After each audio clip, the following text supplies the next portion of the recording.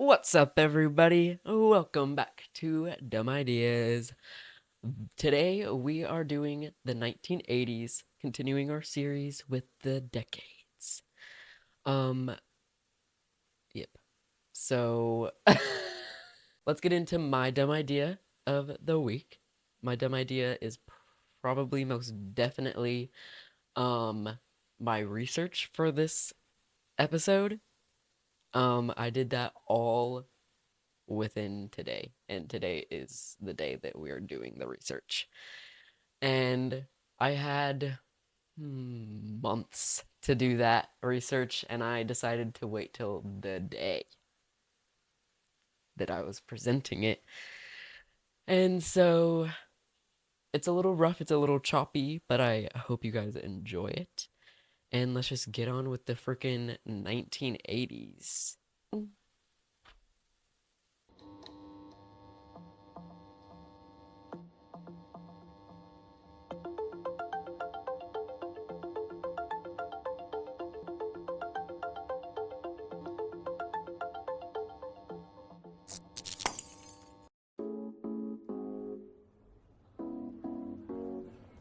Welcome back to Reddit Stories, where we decide who's right and who's not.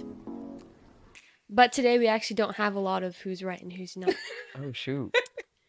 It's more of just fun stories, nostalgic feeling for some of you old timers, and historic feeling for some of us young timers. Historic.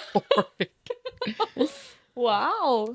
So, yeah, we have a bunch of stories from the 80s, but really, while looking for some stories, a lot of times people would ask, like, oh, do you guys have any fun stories from the 80s? And people would just respond with like a bunch of things that they had, like, oh, we had cassettes where we went to this store often or something like that, and not really like full-fledged stories. So we do have quite a few short stories, but we have a lot of them. So Okay. we'll just get straight into it. So we have, this is a long one, so bear with me. Back in high school, it was not really that long at all. Back in high school, there was a drive-thru nearby. For those in places who don't have drive-thrus, it's literally a building that you can drive into your car and order. It sounds like they're just driving through the building and order whatever snacks, soft drinks, or alcohol you want, and they just hand it to you through your car window, and you drive away with your purchases. Back in the day, you could buy returnable soda bottles that needed a bottle opener to be open at this drive-thru. And we discovered that you could order a returnable Pepsi bottle and ask for it to be opened, and they would disappear for a moment into the walk-in freezer because the bottle opener was mounted on the wall in there. While they were out of sight in the freezer, the people in the passenger seat could literally reach the alcohol rack right outside the window and would steal a couple bottles of whiskey to go with the one open Pepsi that we would all share as a chaser. The creep at the gas station down the street would sell me and my friends, and I don't know what it says, Marlboros, and walk them out to us in my Camaro, even though we were clearly wearing high school jackets. I realize now through the lens of time that it was just a creepy old dude trying to make time with high school girlies. Ew. They were $1.10 a pack in 1987, and yes, I absolutely was the kind of girl who melted my black eyeliner with my lighter so it went on heavier. So we got a few mismatched things there at the end, but that's pretty wild. What do you Yeah. guys think? Yeah, I think so. I guess we don't really have drive-throughs like that. We don't have like drive-throughs. We have restaurants with a drive-through. Yeah, at We the have beginning, Sonic. whenever Yeah. like they were talking about explaining what a drive-through is, I was like, well, we still have those today. We still have that. But yeah, it's like I guess you could do more things with the drive-through Yeah. back in the day. That seems like fun shenanigans with your friends. So they like drove through with And a ordered. Coke bottle already. No, they ordered one. Yeah, they and ordered a asked new it one to and be asked- opened. And so they'd have to So they go would away and go- open it. I see. Yeah. Which is kind of genius. You shouldn't do that. But So up to some nefarious things. Yeah. things like that, like being a teenager and doing like crazy teenager things, I don't know if like it's so weird to me because teenagers just don't do stuff like that anymore, or because I just was homeschooled, so I just don't. Yeah, I think it. I was never in that like crowd. Well, I think it's like a mixture of both because Mm. like I feel like in the 80s there were less precautions, Right. It was and easier. because of them there are more precautions so that teenagers can't be rowdy and crazy. Mm-hmm. And also we weren't ever with the crowd that did that. Right. That's so true. Mm. I mean, that's good because that's like illegal and dangerous, Mhm. but Yeah. like it sounds fun. But there's always like teenagers are always gonna, if they want to do something, they're gonna find a way Oh yeah, always. You can never keep teenagers away from anything. to. No. They just do it. Yeah. Sometimes I get really frustrated when people are like, well, back in our day, we actually went outside and like stuff like Oh my that. And I'm gosh. like, do Yeah. not do this with me. Or like, even like looking at the things like people would post, like, oh, do you have any fun stories? Or like, what'd you guys do in the 80s and stuff like that.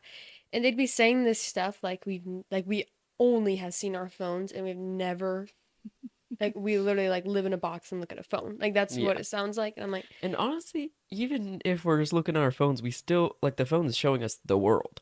Yeah, true. Like even if it's like through a lens, like we know what outside is. We know what plants are. We know That's such a nature. good point. yeah, so I guess actually. if someone literally only lived in a box and looked at their phone, they would still know. Yeah. But like my whole, I mean, I'm still like a child, but like my whole childhood, I was outside. Like I love outside, and like Mhm. most of my friends do. Like we love to do plenty of things. Like I've been to the arcade and mini golfing recently. I feel like they think those are things that have like that gone don't out exist of style, anymore. you know? Yeah.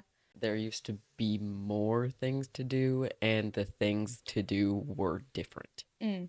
Yeah, and there are of course differences, and like of course they did different things than us in the 80s, but it's Mhm. like the 80s really wasn't that long ago. Like we still do plenty of stuff, but I'm always like, oh, there's nothing to do in my town, which is where I live. That's kind of true, but like just in general, like around me, I'm like, there's nothing to do, and then I start doing more things, and I'm like, wait, there actually is. Like I went to a mini golf place the other day, and that I'd heard about, but I'd never gone to. While I was there, my friend was telling me about a different mini golf place that was like in this other town. And I was like, I just never knew these. Mhm. I didn't know that there were mini golf here or there. And so I'm like, I feel like there's more to do. We just always do the same things, you know? Mhm. And sometimes it's hard to like, I mean, it's not hard necessarily, but like you would see the things by like driving, you know? Because if you try to look it up, they never give you good suggestions for I some know. reason. Literally. Seriously, I hate being like things to do in my town, and then it's like go to Target. And Yeah. I'm like, no. And so back then, it was like these things were like so popular. Everyone knew what the skating was called. Everyone knew what the arcade was called, you know? Mhm. And there was usually like one, it seems Yeah, like. they were like from my hangout understanding. spots. Yeah. And so, yeah, but then I'm like, there's got to be more to do. I'm just not doing it. But then I'm like, how do I find out? I just drive every street in Yeah. my state to find the thing. It's like it's hard. Yeah, because they don't stand out because not many people know about them. So like they don't, and they're usually like small businesses, at least here, anyways. Mhm. So it's like they're not gonna have a big sign on the street. Like you're gonna have to like walk up and like read every single establishment's name and then look Mhm. up what they do because Yeah. sometimes you don't know what that means. Yeah. It's fun though to Mhm. do things. Yeah. Okay. This person said later it could have only happened in the 80s stories on me, and then they started by telling the story. But like they're asking people to tell them stories, but they're like, I'll start. So Oh, okay. they said, here's my contribution since I'm listening to side 2 of Physical Graffiti, not gravity, graffiti. It brought back a memory. So I was the guy who installed all my friends' car stereos in high school. My buddy had a Mustang 2 hatchback with sheepskin seat covers that he used to hide his chew cans from his mom. Anyway, we went to 7-Eleven, probably for more skull and to talk someone into buying us a beer, and a guy in the parking lot in a van was selling car stereos out of the back. Wow. He He's made like dropping like left and right, like 80 Yeah. slang. Yeah, so 80 slang, selling things out of the back of your car. He made you think they were hot, but really they were just cheap as hell and labeled as 200 watts when they maybe had 10, but they looked good to us. We met him around back, and my buddy buys a stereo and EQ for 20 or 30 bucks, and I installed it. It had auto reverse. Anyway, about 2 months in, the cassette wouldn't eject anymore, and with a cassette in, you couldn't listen to the radio. So for the next year or so, we always listened to Physical Graffiti in his car. All things considered, you probably couldn't have had a better tape get stuck, since it's a double album and a nice variety of tunes, and with auto reverse, it just kept looping. Side 2 is also the punchline in Fast Times. Feed me some nostalgia. That is so funny. Yeah. Like, cars. Okay, I love when, like, something that you have has, like, a little quirk that, like, there's just something wrong with it, Mm-hmm. but it just has become part of it and you don't ever get it fixed. Yeah. Like that. Like, it's just when you're in that car, you listen to that Yeah. side of that tape because you Yeah. can't do anything else. What would you, if you guys had to get like a cassette stuck in your car, like what would you want it to be? And it can be songs from now Today. too. But That's hard. That it has to be stuck on forever. Okay, well, At least for a my year. car, I would probably choose Guts because my car was named after Oh, Lacey. that album or a song in that album. But like that album reminds me of my car Yeah. and like driving with the top down and stuff. So probably that one. Yeah. I would choose.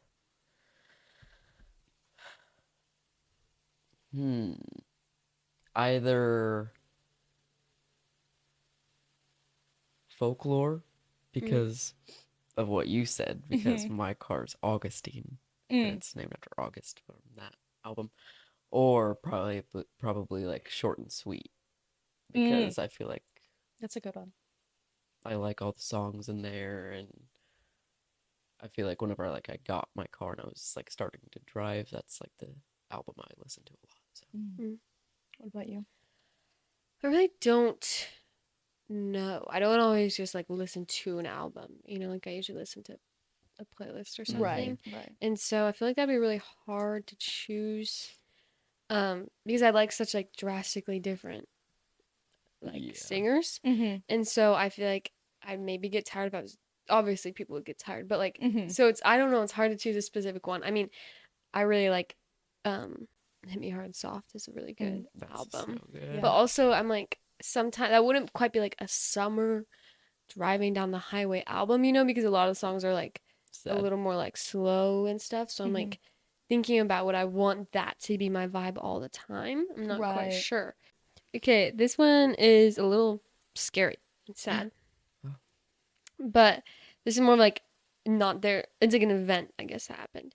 But it says on May 18th, 1980, I was in North Idaho in the middle of the path of the Mount St. Helens ash the day it erupted. The sky turned black in mid-afternoon and it rained ash for about 15 to 20 minutes. It was everywhere. You couldn't start your car or the engine would get ruined. You couldn't see stars at night. With no vehicles on the road, stores started running out of food. After about 3 days, the roads were open again.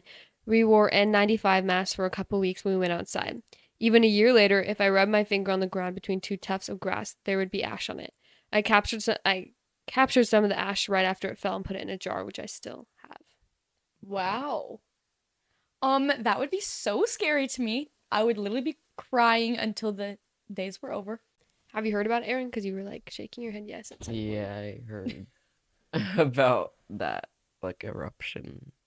Mount St. Helens. Yeah. Where is that? I think I looked it up and I think it said like Washington. I'm gonna look it up right now. I But think it's like one of the Washington. W states. It'd be like Wyoming. we're looking it up. There's a volcano? Yeah, it's in the United States. That's I where it did happened. not know we had volcanoes here. I'm so serious. Anyways, a lot of volcanoes. Don't know. But we're gonna move on. Mhm. Not as exciting as most. But every Friday, my mom watched Dallas. Nothing special in itself, but the key is that my mom didn't want to miss the recap from the previous week. The challenge was that Dallas was preceded by The Dukes of Hazzard, a show my parents absolutely loathed to their core. Also, keep in mind, nearly all clocks back then were not synced to some master clock, so variances in actual time was pretty common. The common practice was to set your clocks a minute or two ahead of time to account for this, meaning that any show on TV may not start at the precise time according to your clocks. This is important. Each week, Mom wanted to see the Dallas recap, but wanted to avoid the last moments of the end credits to the Duke boys, which included some weird vocalizations from Roscoe Coltrane, which my mom absolutely hated with a passion. Because of the time variance, there was no guarantee you could flip to the channel for Dallas for the recap and avoid the Dukes. This became my responsibility. No, there wasn't a remote, so the kids had that job. So I did what every kid in the 4th grade would do in this situation. I flipped the channel slightly too early to ensure Mom got a solid dose of Roscoe. The best part is that she'd be super annoyed with me, but there wasn't enough time to dig into me lest she missed the Dallas recap. Wow. Only in the 80s. That's hilarious. That's something that I've definitely never considered. Like the clocks thing. Me neither. When you said that, I was like, Yeah. there's like Like that makes total sense. in the 80s, not But all the what does clocks that were even synced. mean? Well, Yeah. because like basically it means we have the luxury of our phones are all automatically Oh, yeah, connected. I guess. Because I but- guess All the clocks you had to manually do it. And you still have to do that today, but like you just look at your phone to see what time it is. Yeah. Mm. So it's like on a clock you just have to look at another clock in your house and say- hope that one's right. Yeah, I guess a lot of times even the clocks now have variances. Like a lot of people's car clocks. Mhm. I mean, some people do that on purpose. But like, just like clocks on the wall, like in my dance studio. Yeah. They're not the correct time. That's actually so strange, and I've never considered that. Like Yeah. that. Like all like, how do you? I would be always so scared that I'm wrong. Yeah. Like, what if all my freaking clocks are like so off? And then Well, like, I don't I'm think it'd be just- so off. I think it'd just be a few minutes. Yeah, but like, Well, but that's still I mean, cuz what could happen is so this clock is like a minute behind. So then I'm going to like do this clock and then by the time I am done setting this clock, now it's a minute behind. And then I move on to an like later in life, I do another clock based off this clock and now this one's a minute behind. So now they're all like so now you're 3 minutes behind. so that's why you do it. 3 minutes ahead. Exactly. Why? What are our clocks connected to now? Like our phone The clocks. master clock. Says there's like a global hierarchical network anchored by approximately 400 atomic clocks worldwide. Atomic clocks. There's a bunch of people, they're all looking at one clock and they're like yelling the time every minute so that people can Wow. manually change it in the phone. Is that real? Like, yelling when it turns the next minute so people can change it. So all our phones change that. That was the most confusing story I've ever heard in my life, I think. Yeah, just get a sundial and then you'll always be right. Yep. They should have got a sundial. And then they would have known exactly the right time. Yeah, but he didn't Well- want to know the exact time. He wanted No, to, I know A lot of to people rage just bait his mom. are like did have sundials, I'm pretty sure. Just like in their yards. Whoa, I want one. Did they? Guys, I feel like our... Mhm. I just made that up. Stop making things up, everyone. My Actually, Emma gets to go once and then we'll be done. because my grandparents have a sundial What? Mm. Where? in their yard. I've never seen it. I'm sure you have. It's never been pointed You just don't know out what to it me. is because you're such a Gen Zer. Yeah, I've never been outside. I'm always in my box. Yeah. Oh, our Gen Z is showing because why do we not know anything? We know plenty of No, stuff. I don't think anybody knows how the freaking clock system works. Yeah, we know plenty of things. Like we know Mm-hmm. lots of things. But we're gonna move on so we know even more. Yeah. Yeah. A true story about two teenagers in love in 1987. Wow. Letter from 1987. Here's a true story from the 80s. Imagine we were a scene from Stranger Things. Mm. When I was female, 14, I wrote a letter to my teen sweetheart, male, 15. Not long after I sent it, he told me he'd received the letter and loved it. I'd written something about my favorite bands, his favorite band, and how I was writing to him instead of doing my homework. 2 or 3 weeks after that, his sister told me that his mother told her he took that letter with him everywhere. He never left the house without it. Looking back, it's such a truly sweet scene from my life. That is so cute. That's cute. And then somebody, once we can find this, because they always send weirdly, asked what happened. Inquiring minds want to know everything. She said, we kept seeing each other on weekends for another year, stayed in touch for the next 5 or 6 years on and off, grew up, grew apart, moved away, moved on. He will always have a special place in the story of my life. To feel love for someone and be loved by someone, even if it is at the start of your lives, can be such a beautiful experience. Wow. Wow. I think letters should be a lot more common. Mm. I know that people still write letters, obviously. It's not like nobody writes anymore, but like people should write letters more. Yeah, I remember in quarantine we tried to be pen pals Yeah, we did it once. because it really just took a long time. I feel like. It did, and we could just text each other. So Yeah. anyway, yeah. I love letters because then you can keep them forever. Mm-hmm. This next one doesn't exactly take place in the 80s. It was a response to that story that we just read. She says, my husband of almost 30 years passed. I was cleaning out his wallet and found something that literally changed everything that I thought I knew about the man I'd shared almost my entire adult life with. My husband from the get-go had always been romantic and thoughtful. Even when there wasn't much money in the early years, there were always gestures. There were times it was simply the most perfect gift at the most perfect time, or remembering obscure anniversaries like the first time we watched a sunrise together. Seriously? In flowers. He knew I preferred Gerber daisies to roses, except the red one that smelled like raspberries. I'm getting there, I promise. Back to cleaning out the wallet. In his billfold, I found a piece of well-worn paper taped together in places, obviously very old and folded and unfolded many times. On that piece of paper, my husband's horrible chicken scratch was the entire history of our relationship, all 30 years of it. It appeared that from almost day one, he had been keeping a file on me, my likes, my dislikes, my allergies, and gifts. I saw precious gifts that he had given me over the years. He had written them down when I told him how much I loved something and surprised me. Sometimes years later, I never caught on. That piece of paper was his cheat sheet, doing what he felt would be his way of making me as happy as he could. It wasn't any of the stuff that mattered. It never does. Do you know what matters? That piece of paper from his wallet. Now here I am, almost 10 years past losing him, but he left me something that more than any single thing has helped me heal and go forward. That stupid piece of paper, which I now carry in my wallet. Wow. That is actually so adorable. Yeah, I think I might explode. that's so sweet. Yeah. Oh my gosh. When I was reading this, my eyes like went forward to the word cheat, and I was really scared when I Oh, started no. reading it. And then I was like, why would he have like a cheat sheet, like people that are cheated on him with? And then I was like, no, there's no way. And then I read it and I was like, that's so sweet. That is so cute. That's so adorable. That's like of all the things to find in a wallet, you know, like of all the things to have from someone, it's just like all the things that they kept note of about you, Yeah, so they had like like a diary. like type his thing. likes, her likes, her dislikes, like gifts he had given her, just like everything. Just a So little you can, like- log. I should probably do that. I do that a little bit. Like I have a note that has like drinks that Jake wants from certain places. Wow. Cute. There's not like too much on there. I've never even thought of doing that. I should do that because, well, no, maybe I should do that for Carly, but not for you because your likes and dislikes change every day. Well, maybe it'll be interesting. It'll have like a Yeah, we'll we'll have like figure actual out. proof Yeah, that for if it whatever has I changed say. or not. Okay.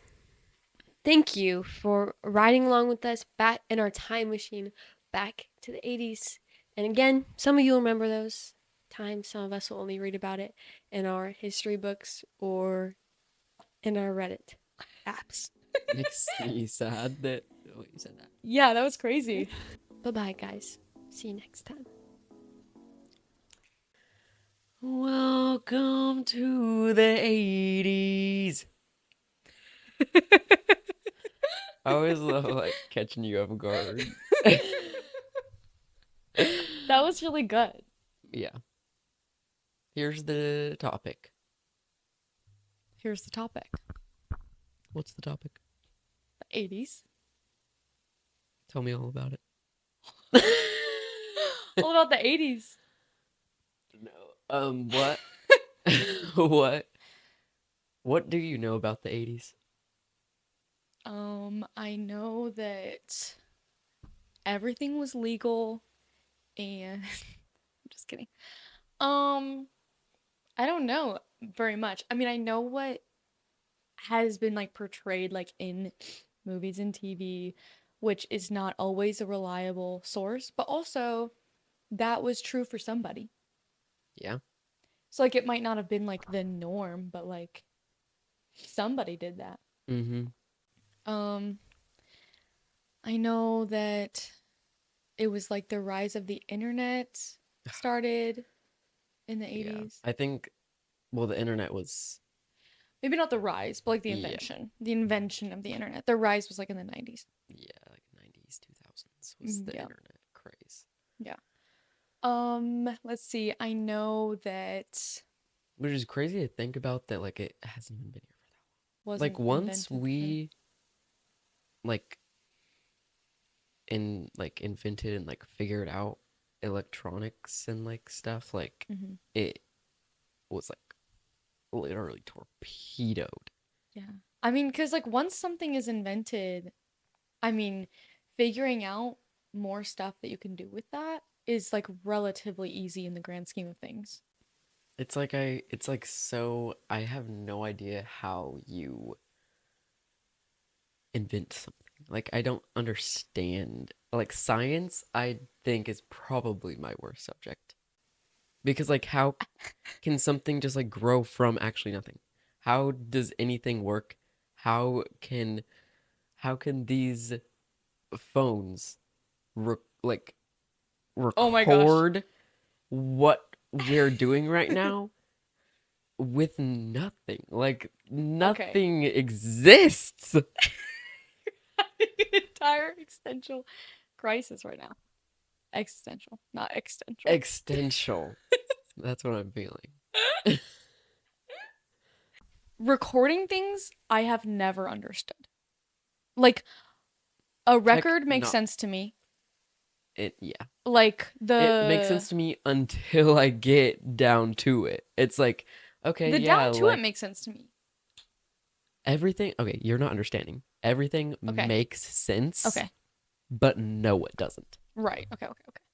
Because you can explain up until a point.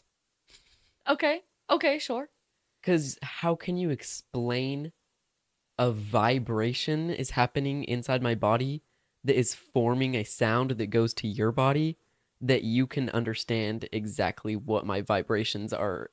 Like our brains are I understand. Okay. Okay. and then like with the record, like the needles going into the grooves and it's making a vibration, Yeah. Mm-hmm. which is then going into like that actually doesn't make sense to me. Like how can it go into the speaker? No. Okay. Yeah. It is so fascinating. Things like that. Like I think physical things make sense to me. Digital things don't. I do not. I I have not found a way for that to make sense to me. Like the whole like Bluetooth is real magic. Mm-hmm. Bluetooth is genuine magic. I don't care what anybody says. Like I think wired things make more sense to me than Everything wireless. physical makes more sense than non-physical, but like Right. they still don't make sense because like how are we freaking controlling? How do we know it's gonna work? And how does it work? Why does it work? I don't know. But let's get back to the 80s.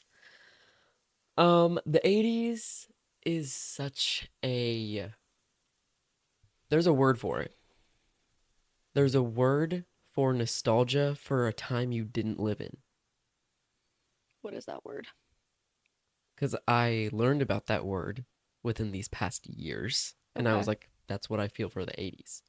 Nostalgia for something you've never experienced. Yeah, there's a specific word for that definition. I'm not sure, but I like that word. No, literally every single decade in the 1900s, I feel that word for. Yeah, real. Cause like the aesthetics of it all. I Yeah. just I just love the past. real. Okay, you know what I want so bad more Hmm. than anything is I want to be able to take a vacation where it's to another time period. Like I think that that is a good I think that would be a very lucrative market, you know? Like you just Yeah. create like a town, and everybody in this town is, or Mm, like most people in this town are visitors, yeah. like on vacation or like, doing whatever. And it's like an experience. And that town is Yes. like stuck in time, and all the people Oh my that work gosh. there, like all the people that work in like the stores and the places that you go, um, Or like they like paid work at actors. they're actors. So like they fully are locked in that decade. Like Yeah. or whatever. Like A specific year, I as don't if know. you're going to the Renaissance Festival, but Right. like But like more, I feel yeah. like. Because you get to actually like stay there Yeah, like and like exist. you can go into every building. You can like Hmm. it's an entire And you have a like home. week-long experience. Not And home, but like hotel. maybe you do have a home. Like maybe you can like choose, maybe like the whole place is like obviously the experience. And so Right. like you're like living another life in a Right. sense. So like Airbnb, I guess you could Yeah, say. so there could be like a bunch of Airbnbs within this lot, Mm-hmm. and like you can choose between like the house, an apartment, like Yeah. this mansion, this Wow, yeah. little apartment above the store, or Oh like my gosh, I something would like probably that. choose that one. I'd go multiple times and try each one. Yeah, literally. Because I just think that that would be so awesome. So Yeah, like because you could also make it like a learning experience. yeah, Like so you could do like you could everything is like historically accurate yeah. Like to a there could point, because like you don't want to like right, we be right. sad there. Yeah, Like okay, historically okay. accurate in the way that like it works, I think. Yeah, like Not necessarily like, all right, you have to go to work and you're a woman, so you have to be treated as such. yeah, like we don't yeah, like Like you don't no have, and like yeah, there's many things that like would be terrible that's to actually so bring true. back, but like the things that make it nostalgic and the things that are like that aren't Things like bringing us back in society right. Things like are the if the things that are accurate. yeah. So basically it's just like a town with no internet Hmm. and the buildings and the clothes. Like just imagining like a 1950s town where like there's like Ma and Pa's diner like down the Yeah. street, like the Airbnb you are renting has like bikes to go along with it. Like Oh, you just like bike down the street to the malt shop, that's so cutie. That would be comic so fun. stores, a little theater where they only play like 1950s movies. Yeah. Wow. Yeah, that would be very, That'd be so interesting because like if you have like a TV in there very. Hmm. and then it's like it would have to have like its own network. This would have to be like this would be like a really expensive, like really intricate thing Yeah. because it would have to have its own network of like cable, I guess. Yeah, because like that would be someone needs to make this a thing. Yeah. I think the most difficult part would be choosing what period of time. Yeah. Well, that's why you have a franchise and you actually do like like a bunch. Hmm. And you could like I think that'd be so Because I'm imagining just like living in the 1980s cool. Mhm. for a week, like truly as close as you can get to it. Mhm. Oh, that would be so cool. We would like you'd like learn so much. Hmm. Or like yeah, choosing which decade. If I could only do one, I don't know which one I would choose. Or like not even I decades, think, time periods, but like yeah, I think just like deep down, like I would have to choose the 80s. yeah. I mean, Because like the mhm. 80s genuinely just like sparked my like new life, basically. Yeah. Like whenever, I don't even know what happened. Like I want to say it was like Stranger Things, but like it wasn't even. I think Stranger Things helped escalate it, Mhm. but like I don't know what it what it is, but like I just like all of a sudden was obsessed with the 80s and then like just went down a rabbit hole and it just like infiltrated my entire life and now everything's just like better. Yeah. Oh wow. Yeah. And like it feels weird to like be so into like a time period I wasn't alive in. Like it's like weird to think about that. Mm-hmm. And like there's like obviously people alive, like literally my parents were like my age in the 80s. Yeah. And so it's like weird to be like, oh, I'm obsessed with the time that you grew up in. Yeah. It does feel weird because it's like there's also the adults that are like, well, Gatekeeping it. yeah, the gatekeepers. Why? Yeah, I don't understand people who gatekeep a time period. Yeah. It's like I understand that It's I like don't you, understand how it yeah, was. But like, and that's okay as long as like I only understand the timekeepers. I'm gonna call them. whoa, timekeepers. Yeah, Wait, that's so cool. I understand those people with engaging in conversation of people who are like, I know everything about the time that I never lived. Mm-hmm. Because it's like, no, you don't. Right. Like, you can appreciate it and like be into that stuff and like all that stuff, but like you don't know what it was like to live in that Yeah. time. When freaking Gen Alpha and Gen Beta grow up and they become like obsessed with the 20s, Mm. Wow. you're gonna be able to be like, yeah, I lived that. Yeah. True. I think I would be excited. Yeah, Like if me too. someone was like, Anytime "Oh, I like really like the 20s. It was like so cool." Like that like decade. I would be like, "Wait, was like that it?" was like yeah, I freaking grew up then.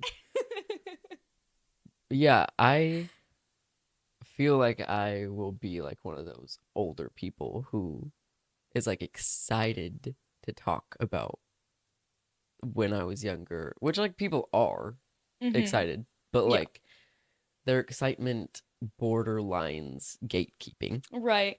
Because they're like, They're like, you don't know what it was like. We had this and we didn't have this, and like mm-hmm. this happened, and you would never understand how this works. And like, I'm gonna use this slang that I know you're never gonna understand. I'm gonna laugh at you for not understanding it. It's like, okay, calm down.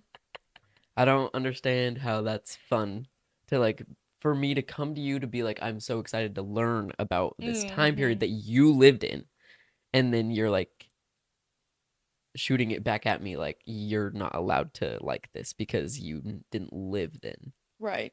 So you would never understand and you aren't allowed to even experience anything I went through. And like, You're not allowed. what's something from the 80s that you wish was still like around and practiced and done? Hangout spots in the Mm. town. Like a spot that's like, that is the spot. Mm-hmm. That's what I want. Yeah. There's no need for that anymore. Yeah. Because there was, like, it is fun to do that, to like have a spot. Like, oh yeah, like me and my friends, we like meet up here Mm-hmm. and everyone's just here. But like before, you kind of needed that to like make sure to like talk to each other. Yeah. It's like, this is where we go. Otherwise, you'd have to use I mean, there was like phones, like landlines and stuff, but like generally, this is the hangout spot. Yeah. I think I would want that. Mm-hmm. That's actually something that I've always wanted. Yeah. I think I just like really wish arcades were still around. and a thing. Real. Arcades are not appreciated enough. Like the Yeah. ones that we have, because there are a few, but they're like the big ones, Mm-hmm. like Dave and Buster's. But like, there's a lot of just like places that I wish never went away. Mm. Like arcades, skating rinks, malls. Malls, that's a good one.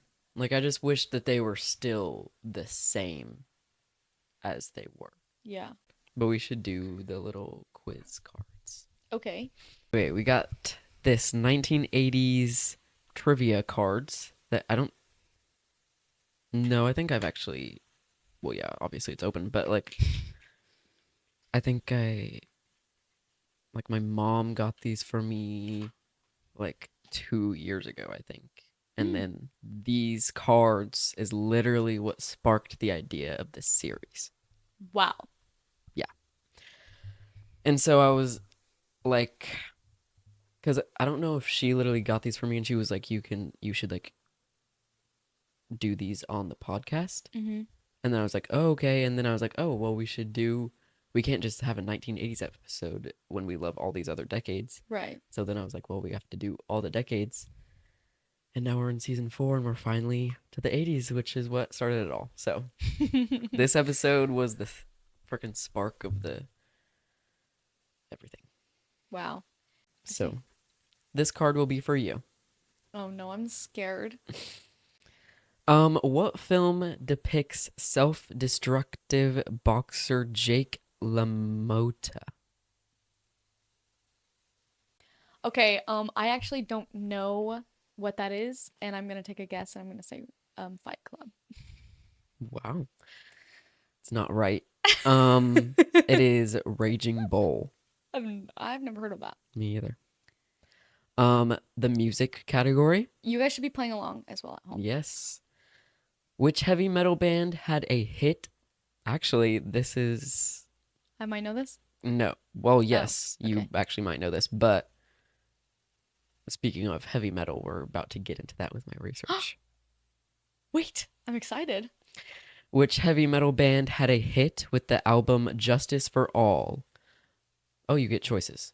Metallica, Megadeth, or Judas Priest. I've only heard of one of those. No, this is awful. I'm not gonna get this. I've never heard that before. Just let me just say I've never heard of any of these ever, and then if I have heard of it, I'll tell you. Mm-mm. I'm just gonna say Metallica because it's the one that I know. That's correct. Yes. The TV category, what brand? I think. What? Oh, yeah, probably. What brand of car did Bo and Luke drive on the Dukes of Hazzard? And then you also get choices for this one too. Pontiac, Ford, or Dodge? Okay, well, like I remember that it was like blue, and I'm just kidding. I don't know. I what this was is. like, for a second, I was like, wait, you watched this? No.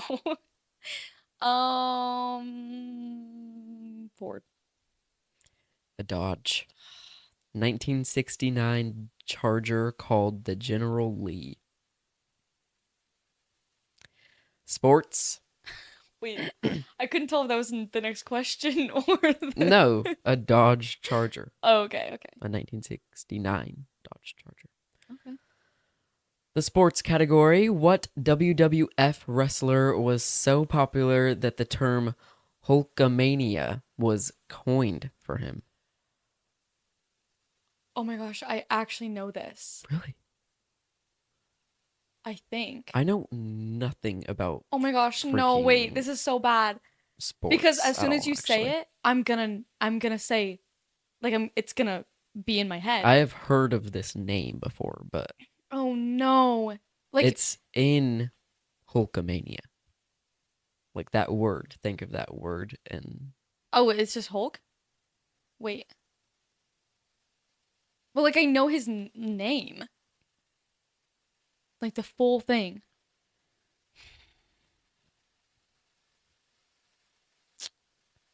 Okay, just I'm not. Hulk Hogan. Me and my dad literally talked about him, I think. Wow, weird. Yeah. I'm so Um, upset. what I'm assuming is the culture category. Okay. What was a scrunchie? A hair tie. Yes. I was wearing a scrunchie yesterday. Yeah. All right, my turn. Your turn. What 1989 film follows the relationship between John Cusack and Lone Sky after their graduation from high school? Gosh. Whew. I like know of so many 80s films, but like I Mhm. don't know them. You know what I'm saying? You could know this, but I don't think that you do because you haven't mentioned it, and I don't know this. So I've never mentioned it in my life. maybe you have. I don't know. Wait, have you heard of this ever? uh, Oh. Hmm. not to my knowledge. Graduating from high school. Yeah. It's like sounds like it could be such a familiar like cult classic type movie, Mhm. but like I don't think I'm gonna get the title. Say anything. Yeah, probably wouldn't have gotten that. Did you know that existed? Say anything, not by the title Or by the or the description. Were those the actors or the character names? I'm assuming the character names. Okay. Who was the lead rapper for Public Enemy? Couldn't even tell you. Guess. I don't even know. It's just a name. Prince. It's Chuck D. Never would have guessed. Yeah. Who did Gavin McLo... I had to... How do you say that? Who did Gavin play on The Love Boat? Who did he play? Like his character's name? Yep. Love Boat. I've heard of that. I don't know a single character, so I'm just gonna say he played Jerry Stinger. No. Captain Meryl Stubbing. Oh, I think this episode would be very interesting for people who grew up in the 80s because then they can laugh at how horribly we're pronouncing things and Mm. how much we just don't know. they love that stuff. Yeah, they love that. They're the main gatekeepers. Yeah, They're the main timekeepers. timekeepers. Like Spy Kids, the timekeeper. Hmm. Spy Kids 3? 4. I don't know. What Eastern European city hosted the 1984 Winter Olympics? Eastern European? I'm never going to be able to pronounce this. Is it like a Urania? Urania? No. I'm gonna guess it's pronounced Sarajevo. Interesting. I've actually never heard of that country in my life. It's a city. I said city. In what country? I don't know. It just says Eastern European city. Hmm. What pocket-laden pants were also known as combat trousers? Say that again? You know what this is. No, I was not listening. I know, but I'm letting you know that you know what this is. What pocket-laden, I think that's how you say it, I don't know, pants were also known as combat trousers? Cargo pants? Yes. Wow. Cargo pants. The last one, I guess, is the easy one. Yeah, well, we know most. We know what a about- scrunchie is, and we know what cargo pants are. Maybe it's. No, Maybe it is fashion. it's not. Oh. In The Empire Strikes Back, what is Han Solo frozen in?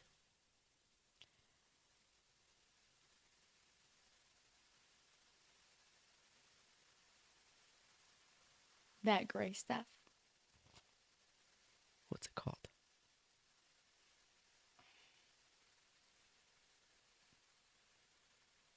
It's like Cryogenic.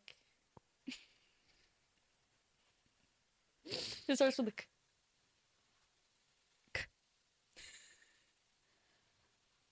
just like one word. Sounds real. Wait, is it? Carbonite. Yeah. Oh my gosh. Is that real? I Is have that a no real idea. thing? I have no idea. I had to reach into the depths of my memory from when my family was talking about it. Yeah. Okay. I knew one. What Norwegian rock band? What Norwegian rock group had a hit with "Take on Me"?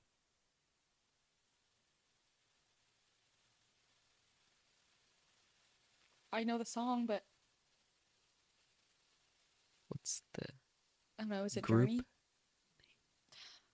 I don't know who that is. It's Aha. Oh, dang it. I would have gotten there eventually. That's one that I knew. Imagine they're like, it's pronounced A-H-A. A-H-A. Probably. Um. Oh my gosh, I learned about this in my 3-hour long watch of the 80s. Who shot JR on Dallas? Is this real? Or is this a It's a TV show that like was like one of the biggest like watches in like television history. Henry?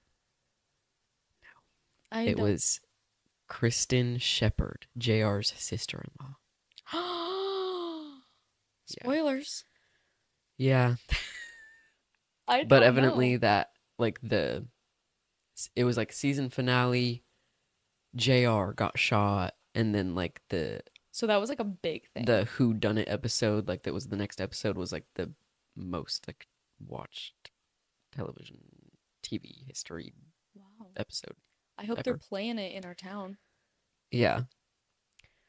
Rosie Ruiz, I'm assuming, or yeah, who won the 1980 Boston Marathon in the female category, was disqualified for what reason? I also learned this. I wish I had this card. Steroids? No. Oh. She cheated. She took the subway. She only ran the last mile. And she won. And then she got disqualified and stuff because of that. It was a marathon? I Mhm. did not catch that. Did you say that? Yes, I said Boston Marathon in the Dang female it. category. I was too distracted by the fact that I was like, oh no, it's sports. Yeah. Wow. That is actually legendary. I think it's so funny when people find creative ways to Cheat. cheat. Like, it's so interesting. It's so smart. You shouldn't do it. But, like, I applaud you for coming up with it and You getting away with it You until you didn't. do love finding loopholes. That's like your favorite pastime. No. Yes, it is. You're always like, well, it didn't specifically state to not do this. And I'm just like, okay.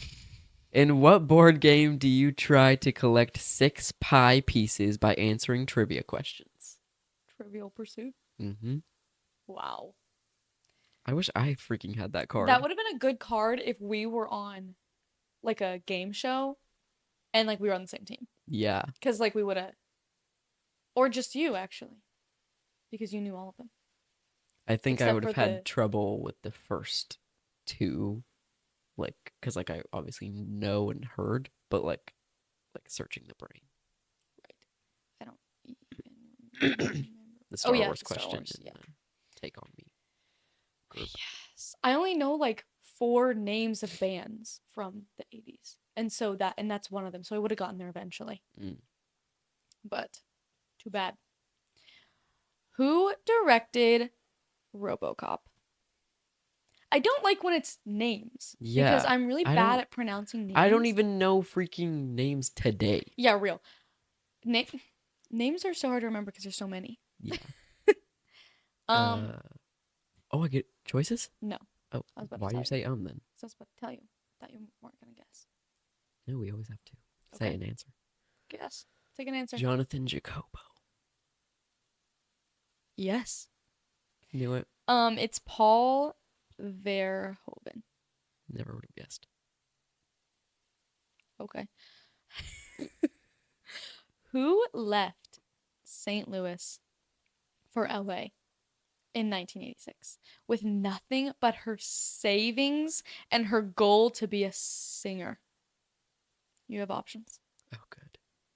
Sheryl Crow, Tori Amos, or Pat Benatar. I'm gonna go with B. No, it was Sheryl Crow.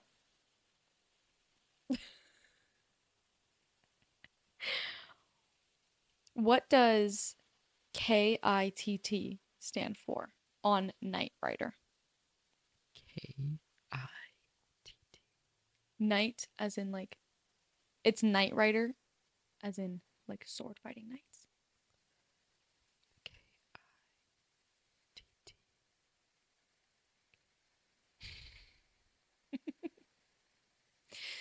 You're only gonna get this if you don't take it seriously. It's not a serious real thing. It is, but you're only gonna get it if you don't take it seriously. That doesn't make any sense. This is from a movie, I guess. So Well, yeah. I'm just reminding you because I forget what the order of the categories are. I'm gonna assume that the first letter is night Okay. in. Night. Night in. No, I'm just gonna stick with in. Night in territorial training. Whoa. No. It's Knight Industries 2000. So where's the second T come from? 1000. That's unbelievable. Yeah, no, right? 2000. No. That's why I said you're not going to get it unless you don't take it seriously because just like 2000 is so funny. I didn't Okay. take it seriously, and I would have never made 2,000 two words. True. I wouldn't either.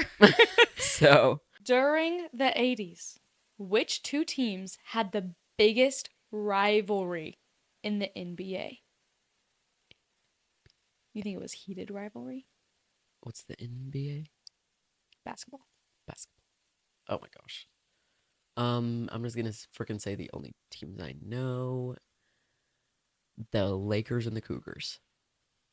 The Lakers is one of them, so you get half a point. And the Boston Celtics. I wouldn't have gotten that one anyway. Yeah, we're not keeping points, but you still get half a point for that one. Yeah. What U.S. volcano erupted in May of 1980? Oh my gosh, I don't remember the name of it. Yeah, did she say it? Yes. Does it start with a M? Yeah. Okay. Is it like a woman's name? Yes, but the woman's name is not the thing that starts with M. I guess it doesn't have to start with. It doesn't start with M. It does, Oh, but because it's Mount. yeah. Oh, does the woman's name start with a K? No. Let's start H. with H. Mount Helen? Yeah. Mount. Oh, really? Mount St. Helens. Yeah. Oh, Mainz. Oh, gosh. Oh, Mainz. Okay, one more each. Okay. All right. Who was originally cast as Marty in Back to the Future? Eric Stoltz, George Clooney, or Brad Pitt? Wait. I don't know. I didn't know that that was a thing. Like originally cast and then what said no? I don't know. I guess.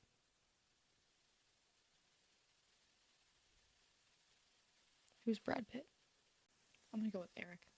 Yeah. Yes. Alrighty. K.D. Lang claimed to be the reincarnation of what country legend? Oh no, I don't know any country legends, let alone dead ones. I don't think you're gonna get this one. I don't even know who this is. Like maybe. Like the name is so like It's just a name. cliche sounding, but like Andrew. John. it's Patsy Cline. Whoa. Actually, that kind of sounds a little bit familiar. Yeah. All right. What city was the setting for Three's Company? Oh, that's a Like a movie. TV show. Three's Company.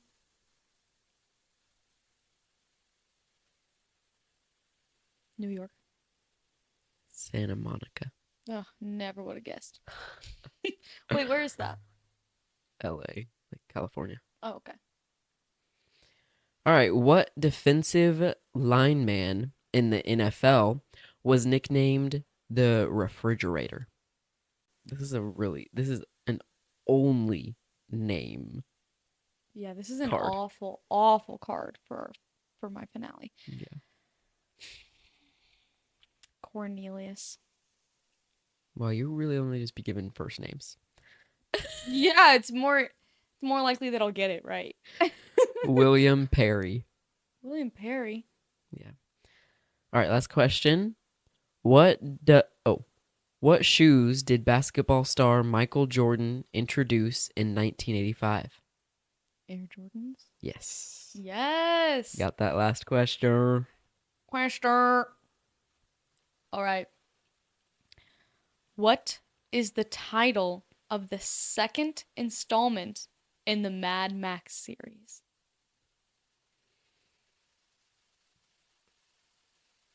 Mad Max takes Manhattan.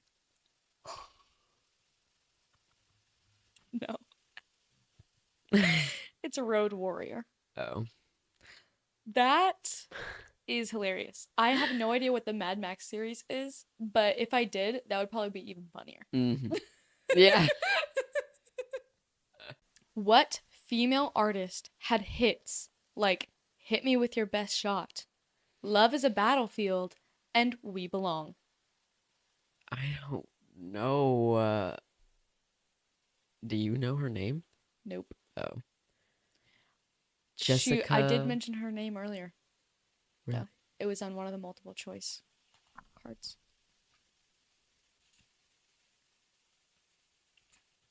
Yeah. Start with a T. No. S. No. Starts with a P. Pat. Pat. Just Pat. Yeah. Pat. Patterson. Pat Benatar. Hmm. What TV show set in Hawaii featured Tom Selleck as a private investigator? Oh my gosh, this is Hawaii 5-0. No. What? What is it then? Magnum PI. I hate this place. What #1 world ranking tennis star forced to retire in 1980 due to health issues was awarded the Presidential Medal of Freedom? That was so long. Is it one of those girls? No, Oh, it's a man, as far as I know. of course. Matthew Lewis. Arthur Ashe. Oh, you might know this. Probably. What space shuttle exploded 73 seconds after launch in 1986? I'm so scared to get this wrong, but I'm pretty sure it's the Challenger. Yes. Phew. Wow.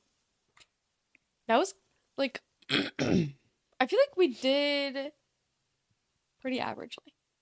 Yeah, most. Like compared to how we did in past trivias. I mean, in past trivias we definitely got 0 before. That's true. We should have got cards like that for every I know. decade. Like, why didn't we freaking think of that? Hello. Welcome back to Spark News. We have many things to say. Lots of juicy stories to talk about. Yes. Like, it is spring almost. Spring is in 2 weeks Mm. from now. And oh my goodness, I am excited. Yeah, I've been waiting for spring for so long. Yes. Oh my gosh. Basically, as soon as Christmas is over, it's time for spring, and we better get the ball rolling. Yeah, literally. Yes. But also, we were supposed to get 6 more weeks of winter, but then, like, it was started to get warm already. That's good. I hope it consistently just gets warmer and it Mhm. doesn't like we don't have another cold front. Yeah, that would be really. This would age very poorly if we did. Yeah. Spring, it's just so good. I'm so excited to see everything green again and all of the animals just like running around, birds everywhere. The literal only downside to like spring and summer is bugs. Yeah, literally forget about those guys. They ruin everything. They ruin everything. Yeah, seriously. I honestly, because I love outside, but then the second I remember that there's bugs out there, I'm like, immediately I want to go back inside Yeah. because they suck. Bugs are actually like so terrible that they can ruin an entire experience. Mm-hmm. They can ruin a day. They can ruin everything that they exist upon, Everything that they exist upon. which is the earth. So, Yeah. So they ruin the earth. Yeah. I understand that some bugs obviously have purpose, but the rest of them Yeah, the ones need to that get out. don't, literally, why are you here? Like the ones that are only to eat other bugs. It's like, Like, okay, you who eat other bugs that don't need to cares? be here. Yeah. Also, bugs die really fast anyway. So we don't even need bugs There's to eat the other bugs. Actually, no point. Also, just create something else that can do what it does, or just Yeah, don't like- have the thing that it does that it does. Exactly. Like, they're like, oh, but this bug does this for the environment. I don't care. Change it. Something else can do that. Yeah. I know that bees, they pollinate the flowers. Thank Bees you are for fine, that. honestly. I don't care. Yeah, about well, they don't bees. really attack us unless Yeah. we attack them first. Mosquitoes. Bugs I'm talking about are like, yeah, mosquitoes. Just like the weird Ticks. bugs that like literally do nothing but kill us. Honestly, yeah, what even does a mosquito do except for spread disease? That is it. That is I hate literally them. all it does. Okay, petition to end all mosquitoes. Yes. Let's start that petition. How- We need to get enough signatures and then Do you think maybe that's they'll even leave. possible to like? Because like No. we can extinct animals. Can we extinct like species of bugs? Yes. How? I mean, bees were like endangered for a minute, weren't they? Or like almost endangered? Yeah, I don't know how or why. Yeah, I don't know either. But like I'm not like a scientist or anything, but I think mosquitoes, they like outnumber us like so much. Like it would take so long to kill all the mosquitoes because they also like reproduce like freaking all the time. So it's like they're way harder to kill off than animals, especially since like they're smaller. They're harder to find. So awful. Because even if there's two left, they will find each other. Yeah. They will. And then they'll make, like, even if they're on opposite sides of the earth, they will find each other. Yeah. And they will make They'll more make mosquitoes. like 100 more mosquitoes within just the two of them. Yeah. Yeah, they freaking just do that. Literally hate, double hate mosquitoes. I just hate every insect in the world. Yeah. What right. do insects do? Because a bee isn't an insect, is it? I literally have no idea. A bee is definitely something else. A bee is a bee. If you're an insect, you are the What? reason the earth is horrible.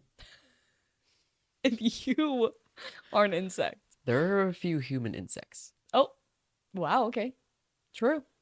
There's actually a lot of human insects. Yeah. I'm going to change the definition of the word insect right now, right here Okay. on this podcast. The definition of insect is destroyer of earth. Oh, shoot. That means everybody's an insect. Not everyone. True. Well, So now whenever I'm like, you're an insect, that's that the is- most highest insult. you are destroyer of earth. That's actually wild. Yeah. You are destroyer of Earth. So watch out. Yeah. Don't get called an insect. And That's the newest slang that I just created. so start that up, guys. So there's so many artists right now that are just like pumping out some like tunes. And like left and right, you're just like, ooh, this person's new album's coming out. Oh, that next person's single's coming out. And you know who's been quite silent for some time? And I'm talking like 2 to 3 years now. Mm-hmm. and that is Olivia Rodrigo. She hasn't released any music since 2023. That Wow. was Guts in 2023. An awesome album. Literally ate up. And a way to think about it is like, yeah, 2023 in our minds, that's like, okay, that's just like a few years ago. Because like every year with the 20 and then 20 something, like Mhm. it's literally all the same. Like I don't see a difference in any of it anymore ever since we got into the 20s. But Mm. to think about it, in a lot of her like lyrics, she kind of uh brings up her age in some of the songs, Mhm. at least of when she was writing it and stuff. And she was 19 whenever Guts was released, or at least written. Right. And so that also makes me 19 when it was released. Right. And now I am turning 22. Wow. It's been a long time. So Since it's Guts. been far too long since we've had an Olivia Rodrigo song or album or anything. And so I've just been waiting. Mm. And spring's coming up, and I feel like spring is her season So maybe in she my will. mind. Maybe she will. And there's been like hints and like rumors and talks about OR3 coming around, like Riverbend. Wow. Yeah. So I think it's upon us. It's coming soon, but it's only been first talked about within the last month. So Right. No, I'm so excited. I love her music. I often like I'll get like really into it and then I'll like forget about it. hmm But then whenever I like hear it again, it's just like yeah, magic. I feel like her music is like so, like when I hear it, it's so, I don't know if nostalgic is the right word, but like That's what I would say. it brings a lot of memories. And I feel like not every single artist and song does that for me. Mm-hmm. Because I feel like I can listen to music and like not have an exact time and like season, an era of my life be like remembered. Mm-hmm. But with her music, it's like every song I'm just like, I remember the exact like era of listening to this when it happened. I just think that's so magical. Yeah. I love when that happens. Yeah. She has some bangers. Seriously, yeah. Yeah. Like Sour and Guts are just like banger album after banger album. Like that's impressive. So yeah, let's hope number 3 is also a banger. Yeah. Probably will be. I mean, Do you think she's gonna stick with her 4-letter theme? yes. Me too. I mean, she like explicitly said that she likes that, so Yeah. I think she'll continue to do that until she runs out of 4-letter words. It's gonna wow, it's gonna be a lot of albums. What do you think? What do you think the album title is gonna be? So we have Sour and we have Guts. I literally have no idea. Do you think she's gonna stick with like that like angsty like pop rock like Maybe it'll be vibe? sort of like a transition Mm. album. She's gonna like keep kind of slowly changing and Mhm. morphing just like Taylor Swift. Yes, because I think I like that style of music, but I don't think that she can do that forever, you know? Mm. It's like wouldn't But really a make sense. lot of artists do. Most artists do. No, I do think so, but I think that I guess the Her way specifically? yeah, like I just think that because her music is so like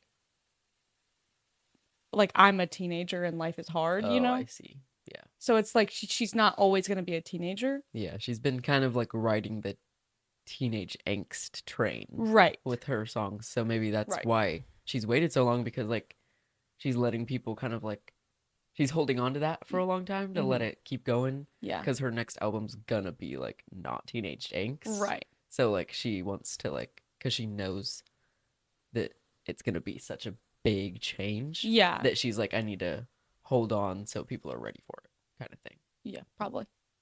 You freaking cracked it. Yeah, because I think she can continue with the angst, but it won't be like teenage angst. Yeah. So it'll be different no matter what. And so I think that but maybe not. Maybe just don't see her vision Yeah. until it comes out, and then I will. So Yeah. I'm so ready for it. what do you think the word's gonna be? Hmm. It has to be 4 letters. That's kind of like hard to think of. Yeah. 4-letter word. I mean, sour and guts don't go together, but at the same time they do. Yeah. Like they're both teen angst words. Yeah.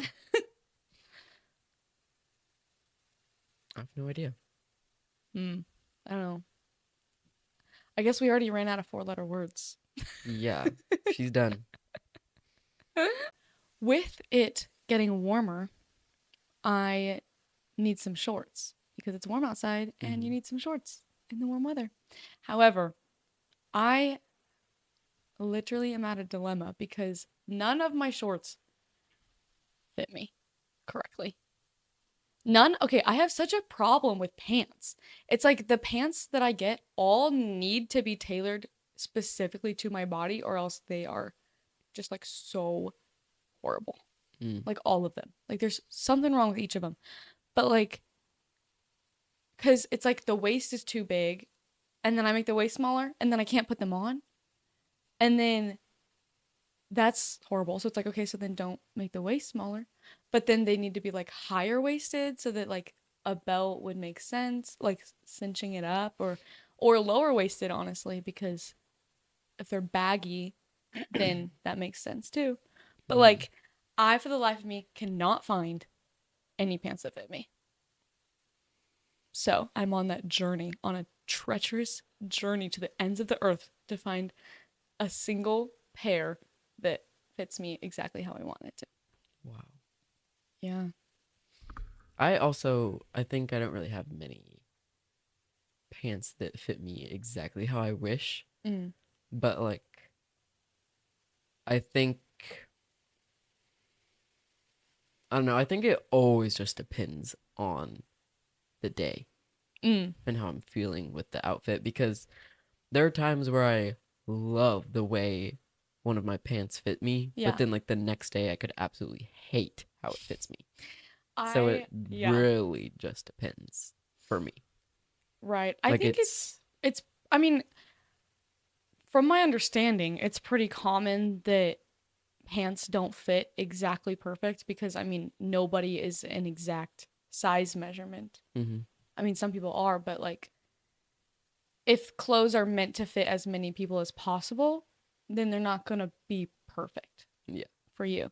And so that's just kind of the downside, I guess, of like mass produced clothing. Yeah, we should bring back tailors. Yeah. And like making your own clothes at home. Yeah. I'd try to do that. It's so hard, guys. I feel like making your own clothes at home would set us back even further than tailors. Yeah. No, I'm just saying. Because like, freaking Stone Age. whoa. What? I have a bunch of clothes that like my great grandmother made. Yeah. So she made her own clothes at home. Yeah. And she's not from the Stone Age. I know, but I'm saying the normalized time. Because yeah, people make their own clothes today. Right.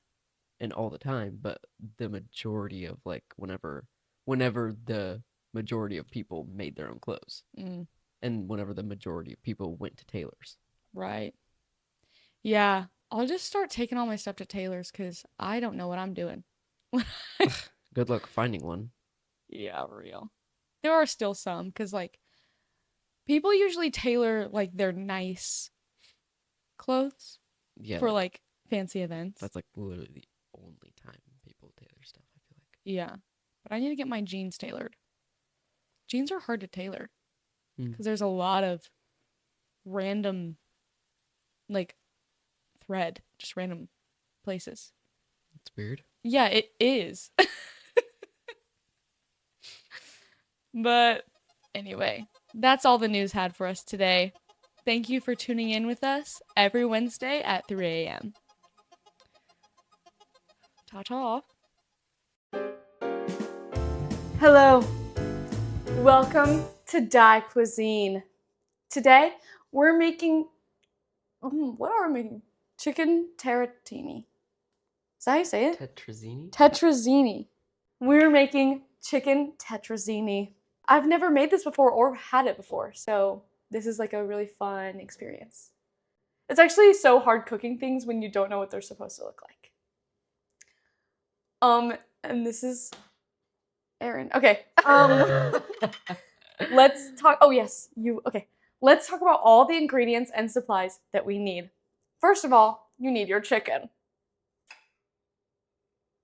It's like I don't know which one you would say. So We are going to be having the recipe, so just know that if you want to follow along, typically it's doubled.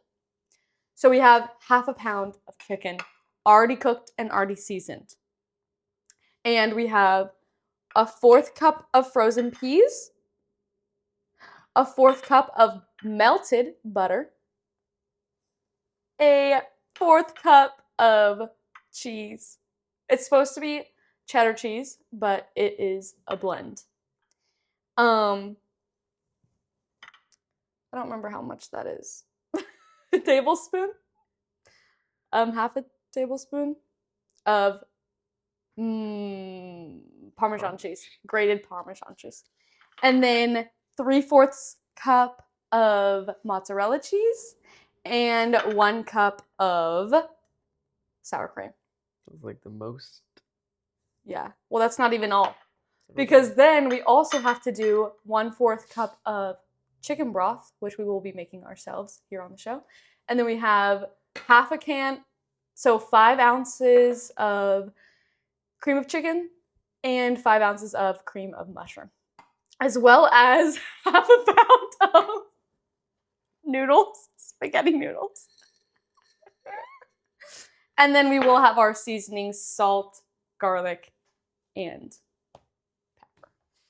So that is actually the most ingredients we've had here. Mm-hmm. But also, we've only actually made one thing on here. Okay, and then our supplies, we have forks to shred the chicken, or however you want to shred the chicken. A spatula, just for getting your stuff out, and a pot to boil your water.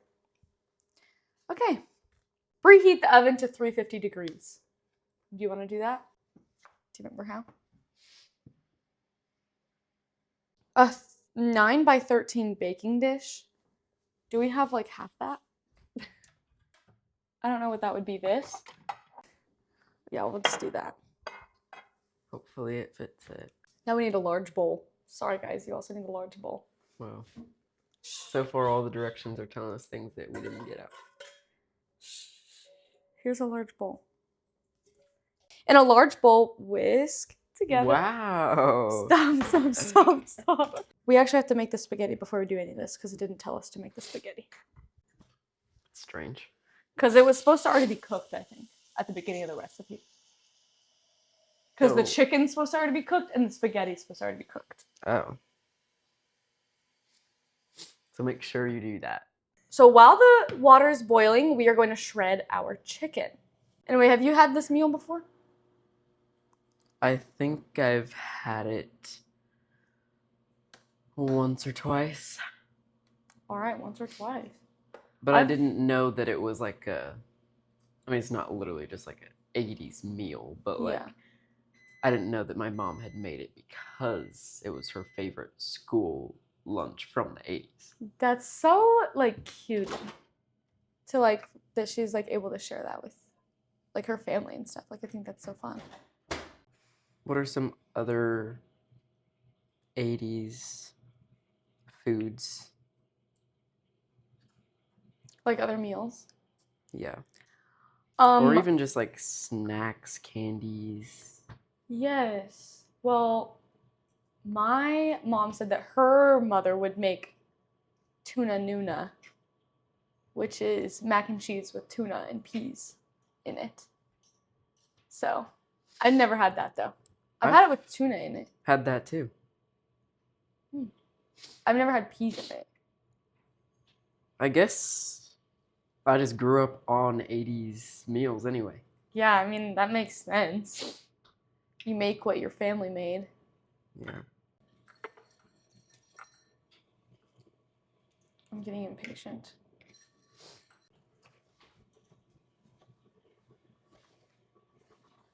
We need to make the chicken broth as well. So I'm going to boil some water for our chicken broth. Ooh, okay, so this water's boiling, so we get to add our noodles. Yay! I love cooking, and I like say that a lot, but like I really do, and I feel like I just don't like just like most things, like I'm just like, oh, that sounds like so much work before I do it. But then whenever I'm doing it, I'm always like, this is so fun. It's like so like therapeutic, and it's like so Yes. like it's like something other than just like sitting down and doing nothing. Yeah, I always feel good whenever I actually make my own food. Yeah. It's also just something to do. Yeah. Like I understand why like old like housewives would be like always freaking cooking or cleaning because what else was there to do? They had the time. Yeah. I would give anything to be just like a classic 1950s housewife. Wow. You can do that though. Yeah, if the right lover comes along. You need 1/4 cup of chicken broth. Ew, this like chicken paste is yuck. Okay. The chicken is shredded. Chicken is shredded. Once these noodles boil, then we'll be ready to rock and roll. Well, I guess we can start putting both soups, the sour cream, butter, chicken broth, salt, pepper, and garlic powder in here. So like everything. I believe that this is about to taste so good, but like, oh yeah. This is literally, it's like trust the process. For real. Most food, like in its raw, like not, I guess this isn't raw necessarily, but like in its before cooking stage, it's like actually foul looking and smelling sometimes too. Yeah. Okay, so next we're gonna put our sour cream in there. This is about to be so creamy, delish. Yeah, that's Because good. there's so many creams. So creamy delish. It says to whisk, but you can't really whisk like creamy stuff. I mean, you can. You can actually. That's what whisks are for. Okay. Chicken broth and butter, and so we have our homemade chicken broth and our melted butter. Ew. This looks. Wait, let's do this right here so they can see.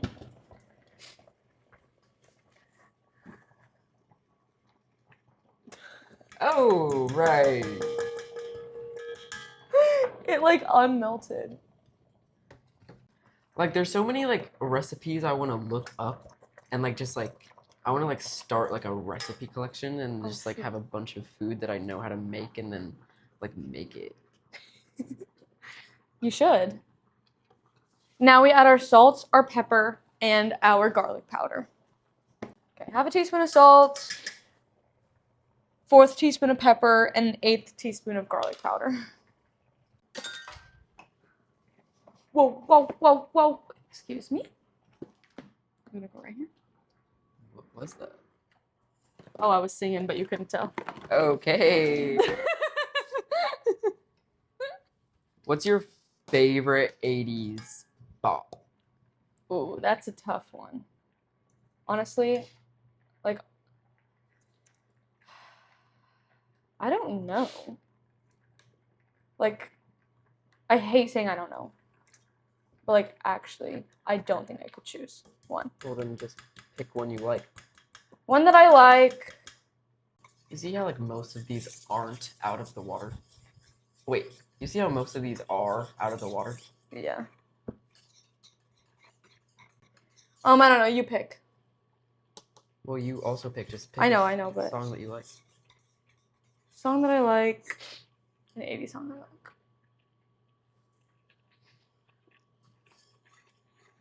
I feel like one that always.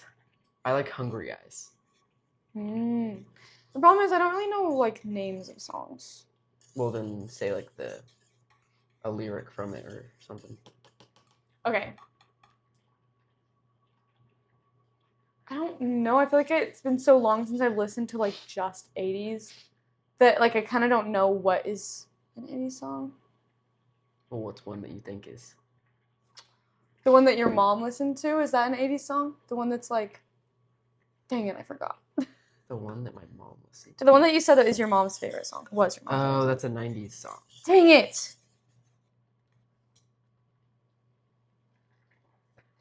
I like the song about something about a yo-yo. Something about a yo-yo. Yeah, it's like I literally can only remember the yo-yo lyric right now. Wake me up before you go. Yes? Is that an 80s song? Yeah. I don't actually know if that's the title, but Yeah, that I think song. it's like Wake Me Up. Yes, I like that song. I think Does he it's talk about fun. a yo-yo or does Yeah. he just say Wake me up before you go? Yes, and don't leave me hanging on like a yo-yo. Oh yes. Yeah. Yeah. Alrighty. So once that's all combined, then we're gonna stir in the peas, chicken, and spaghetti. Can't really whisk it anymore, Sure you can. but it doesn't say to. So the spaghetti looks very al dente.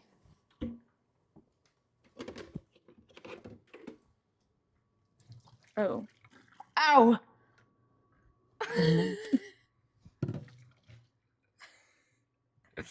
That hurted.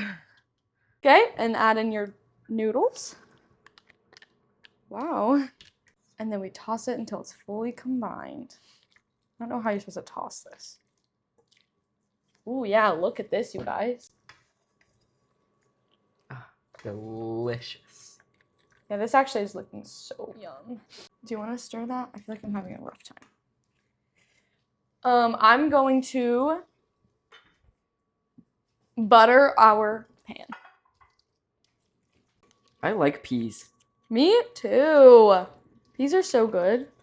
You know, I don't think there's many green foods. Like I feel like a lot of people like the stereotype is like green foods are like disgusting. Yeah. But like I don't think there's really any green foods that I won't eat. Yes, same. Like I like green food. Yeah. It's good.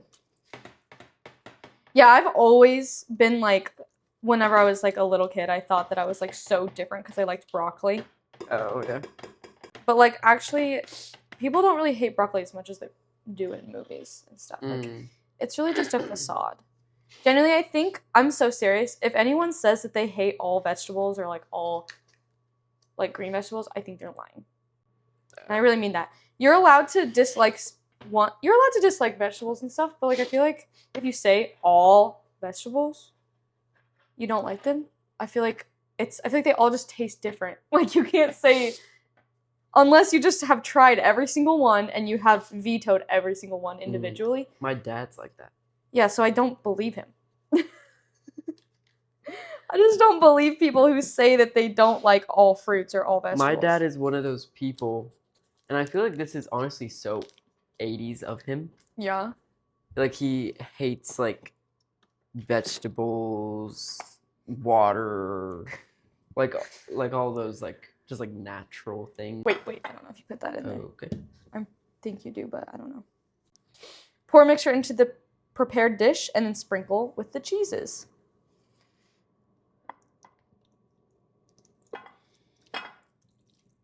Oh, yes. Oh my gosh, this is about to be delectable. It's gonna be so good. All right, now sprinkle the cheeses on top.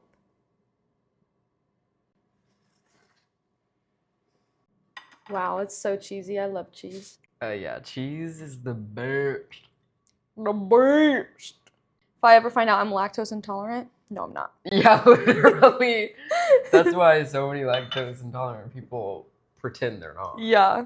Because, like, how can you go through life without dairy? No. Sorry, I can't. Like, It's like actually impossible for in me. everything delicious. It's in everything delicious.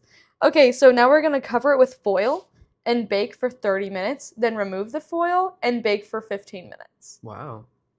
It's gonna be, oh my gosh, it's gonna be like crispy on top a little. Crispy cheese is so good. Yeah. In the oven we go.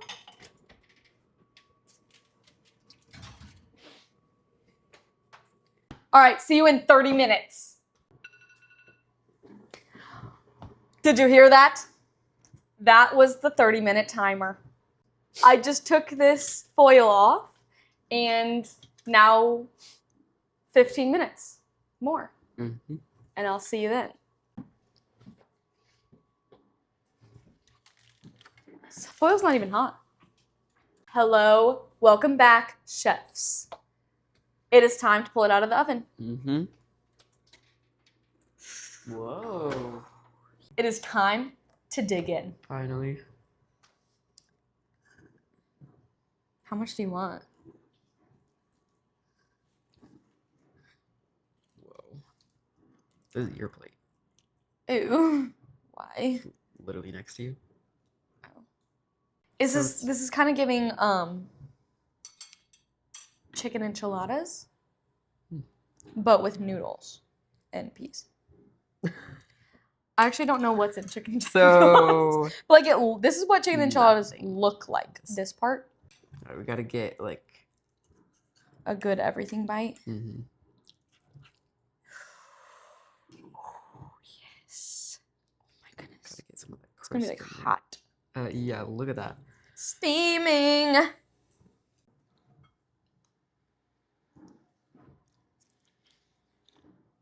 I think that's pretty good. Like, the chicken is like good. Yeah. That's usually always like the scariest part is the meat. We did it. I guess I chose a good seasoned chicken. It was garlic herb. Mm. So, yeah, this is actually fire. Yeah. This is good, you guys. Okay, I do recommend this. I would make this again. Me too. I'm trying to see like what does it remind me of? But like honestly, I don't know. Like Looking at it, it reminded me of what I call grandma's spaghetti, grandma's spaghetti. which is kind of like a I don't even actually know what it is, but it's spaghetti with like a creamy, cheesy sauce, but there's olives in it. There's like ingredients in there that like shouldn't go together. Like you have to be in the right mood for grandma's spaghetti. All right. Is it your grandma's spaghetti? It's my great grandma's spaghetti. Okay. Maybe even Fun. great. Whoa. Because have to my carry on the grandma tradition. calls it grandma's spaghetti. So I think it's Ooh. my grandma's spaghetti. Wow. Fancy. Yeah. Generational spaghetti. And it's like the like green olives, like not even the black ones. So it's I like, actually don't think I've scary. ever had green olives. I have because it's in there. So like looking at it, that's what it reminds me of. Tasting it, I've had this before. So like it just I think the tastes- peas is reminding me of something, but I don't know what, you know? peas are always reminding me of something. Like the like the peas in the creamy Yeah. cheese. Like I can't pinpoint exactly. Ooh, I like peas. They're Me yum. too. Okay, well, thank you for imagining you were a chef. And I hope that your dish was so yummy, yummy tasty. And we'll see you next time. Are you ready for my research? I'm ready. Yikes. I'm ready to learn. And I hope you guys are too. So I did just finish like this research So it's fresh. like an hour ago. So I took one of your uh Suggestions? suggestions and I did my research on the Satanic Panic. Ooh, I'm excited. I've heard vaguely about this. I actually don't know anything that it entails. Mm-hmm. So going back to like the 60s, whenever like Led Zeppelin, which is like a band, Mm-hmm. they like released 2 albums, and the second one, uh, lots of people say it was like the first heavy metal album. Oh, wow. Okay. Um, they were also one of the first bands to be accused of devil worshipping and putting satanic messages in their music, Wow. which that's a big theme in Yeah. heavy metal. It's a big theme, even not in heavy metal. Like, freaking Yeah. everyone thinks that everyone's worshiping Satan. Yeah. But basically in the 60s is like kind of, well, it's like kind of given like the birth of like all the satanic and creepy stuff. Like the first church for Satan was like created in the 60s by Anton Levey, pretty Okay. sure. That sounds familiar.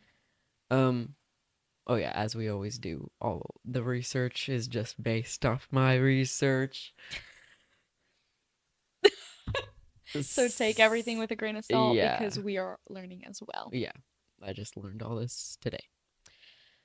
But Anton LaVey was a musician, an author, and a Satanist. And he published the Satanic Bible. Oh, okay. So it like had like all the rituals and like all the things in Face switch up is hilarious. it. But yeah.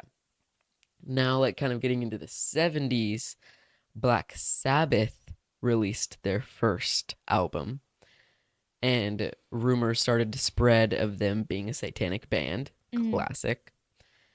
Oh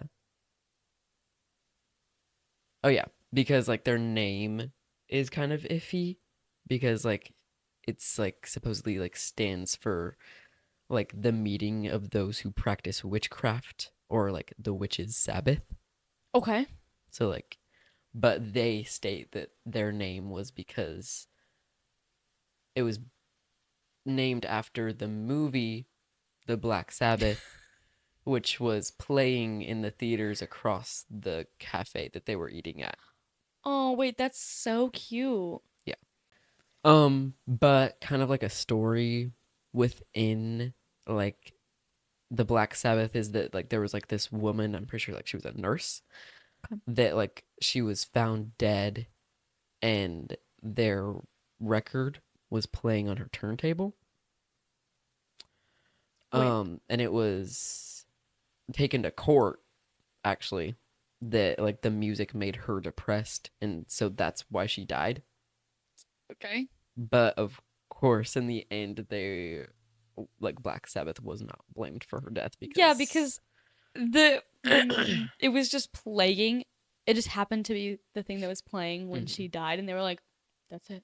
yeah, no, That was people, why. this whole entire satanic panic is literally reincarnation of the Salem witch trials. Oh my gosh, history repeats itself. Stop letting it do that. Like everything that was happening, I was like, this is identical to the Salem witch trials. Wow, but they didn't kill anybody They for just it? didn't kill anyone. But like the accused, like everything being accused, everything like everyone like being terrified, everyone being scared, like all this Girl, like rumors and like stories that people just make up about people. isn't that so funny? You just make up something to be scared about, Yeah. and then and then they have to live with the consequences of that now. Yeah. Because you literally just made that up. But music changing wasn't like the only thing breaking like boundaries in the time, because like movies were also testing the limits, and like Okay. uh coincidentally, of course, there were like serial killers beginning their reign of terror around the United States. Right. Like the Zodiac killer started his murder spree in the 60s, going into the 70s, and was never caught. That is so scary. Yeah. In 1973, The Exorcist was released, and it was known as the most terrifying movie to ever be filmed. Did we watch that? No, No. We should watch that and see if that still holds up. it does not. It I didn't think so. there's no. But following that was also the rise of the role-playing game D&D, Dungeons and Right. Dragons, in 1974. But like other killers that led the scary times of this thing was like Ted Bundy, kind of like in like the 70s, the majority of the 70s, BTK, and then the Son of Sam, which was only in like 1 year. And then there's also Jeffrey Dahmer, who said he listened to Black Sabbath while planning his murders. Okay. But going back to Dungeons and Dragons, in 1979, a 16-year-old boy named James Dallas Edgar III Whoa. went missing from his dorm in Michigan State University. And the private investigator that his parents hired believed not only in foul play, but that his disappearance was related to his history of playing Dungeons and Dragons. Okay. And James was said to suffer from mental health issues and drug addiction, but many still believe his death. I don't remember when or how he died or when they found him, Oh. because I did not write that down. But lots of people believe his disappearance or death or whatever happened to him was because of the game. With all that, it's not really like that difficult to believe that people then were scared, Mm-hmm. because like of all these like new things showing up in their media and like things they have like never seen or heard before that are pushing boundaries that have never been crossed yet. Mm. Because like I mean like we were birthed and there was already heavy Heavy Medi. yeah, heavy metal and like rock bands and like screamo and like all that stuff, but like Right. these things were They were new. new and fresh and just created. And like um there were like literal infamous serial killers running around, Mhm. and like loud scary music they've never heard playing before. So like I'd be scared for my children too. But moving to the 80s, heavy metal really made its mark in the 80s. So like many bands and many albums and many scared Christians. That is something I was gonna ask. Like, would all of this be scary only from a Christian point of view, or would they be scary anyway? I think it started as I'm scared as a Christian. I'm gonna create stories and get everyone else scared too, Fair to enough. make them the bad guys. Right. But churches across like the nation held record burning parties. So where they would just like burn the vinyl records of bands. And at one of the parties there was a rocker turned pastor that said Whoa. he believed Satan was possessing the singers and manipulating their voices, sending backward messages to destroy the youth of America. Wow, that's intense. Yeah.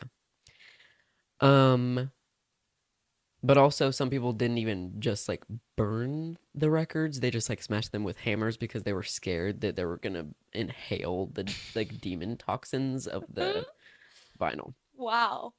But like going back to the backwards messaging Mhm. rumors that were going around, that kind of goes back to the Beatles. They had a uh thing around that with their song Revelation 9.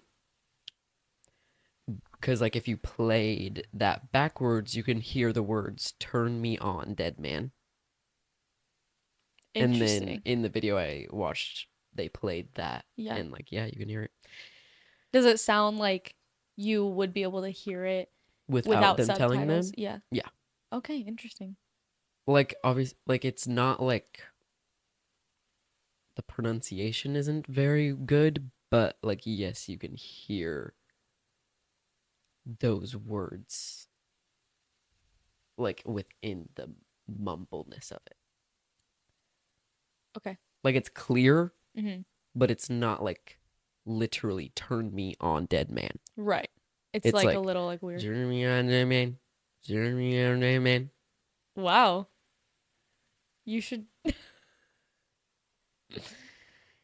Um, you should become a voice actor for reversed audio. yeah, someone probably is. But also, Led Zeppelin, going back to them, was also accused of this in their single Stairway to Heaven. Yeah. The messages claimed were Master Satan, serve me, there's no escaping it, and here's to my sweet Satan. And there was also a recording of that they heard there's no escaping it, and here's to my sweet Satan. Which it was like a, I don't know, talk show, news show that was doing it. And like, yes, I heard literally those words, Yeah. but that could have been faked Yeah, but also I can totally see them doing that just because for they fun. thought it was funny. Yeah. But yeah, most bands and artists were upset, of course, and they basically were saying how people would pick like one sentence or lyric and make that like the whole entire thing. Mm-hmm. And like they were like misinterpreting the songs entirely, and like they just like don't understand what, like they can't understand it, so like they're just gonna hate it. Mm-hmm. And like, Classic. yeah. But there was also a book that was released called Michelle Remembers. That was believed to be the start of the Satanic Panic. And like basically the book is about a satanic cult survivor. But like the book was basically about Michelle. Is it a real storybook or is it Mhm. like And how like she had this doctor, and like they did this treatment where like there's like obviously like I've heard of this treatment before, but like where it's like you are unlocking traumatic memories from your past and like stuff like that okay. that are like buried deep and like you don't remember. Okay. Yeah. And like that practice was like doesn't isn't like legit anymore. Oh, okay. So Like it didn't actually work. yeah, because it was like through like guided things, and so like you just can easily make stuff up on both Mhm. sides. Yeah. But basically the book was about her saying that her mother sent her to a satanic cult when she was 5, and for 14 months she was held captive and tortured and witnessed murders and mutilations, many involving babies. Oh. But that wasn't real. Also, that's not like truly confirmed if that's real or not. But like many other books were made after this, following like D&D and many other repressed memory stories, basically all because that following that book because it made bank. And so like a bunch more books right after that were just like, oh, this made a lot of money, and they're like famous and stuff, so I'm gonna make up stories and do that. That's horrible and awful. Yeah. But one of the first criminal links to the panic was Ricky Kazo, also known as the Acid King. He killed his friend Gary Lawyers. I don't think the research I did didn't like really like deep dive into like the story of like how he killed him or why or anything. But Okay. Ricky was known to have an interest in like the book, the Satanic Bible, Okay. and but like his friends denied he was actually interested in it and that he was just edgy. Um but he was also in a friend group that called themselves uh Knights of the Black Circle, and they were of course accused of being a cult. Right. But that he murdered someone, Right. and like he was, I'm pretty sure, just like a bad example of like everything. Yeah. So yeah, that's like just like a real story, I think. But like not even just like bands and like individual people were being like accused, like companies themselves were being accused of satanic logos and stuff, and so like they would have to like change them. And like Wow. many states even passed laws to like protect children from ritual abuse. The most like famous satanic panic case that ever went to trial and is also considered the longest and most expensive case in the history of the United States legal system is the McMartin preschool story, which in 1983 in Manhattan Beach, California, when Judy Johnson, the mother of her 2.5-year-old son, who attended the McMartin preschool for about 10 days, she came to the detectives and told them that the owner's 25-year-old son, Ray Bucky, abused her son. Basically, her son wasn't really able to identify Ray through like photos and also like medical investigations of him show no signs of abuse. And the police searched Ray's home and found evidence to support their claim, and the evidence was literally just like a rubber ducky, a teddy bear, and a Playboy magazine. And so they arrested him based off that Hmm. evidence. And the next day after his arrest, the police chief sent out letters to 200 of the school's parents asking them to question their child to see if they have been a witness or a victim of any crime. But Judy went on to accuse Ray's mother, Peggy Bucky, um, by for her being involved in a satanic cult. Mm. And she claimed that Peggy took her son to a church where he was forced to watch a baby be beheaded and forced to drink blood. But this isn't real. Wait. Okay.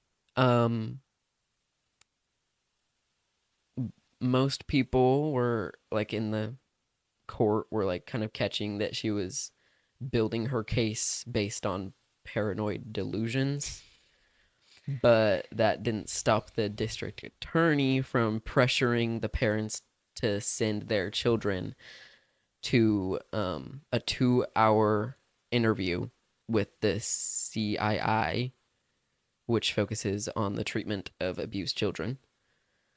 But the children generally denied seeing or hearing anything, but basically they were like pressured into making up stories basically to get what they wanted. And so like after they heard what they wanted, they resulted in 384 former students at the preschool being diagnosed as being abused. And in March of 1984, a grand jury indicted and indicted Okay. Ray, his mother, and his sister, and Virginia McMartin, who was the founder of the preschool 30 years earlier, and 3 other teachers.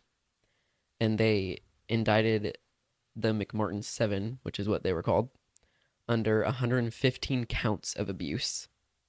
Oh my gosh. And then 2 months later, 93 more counts were added.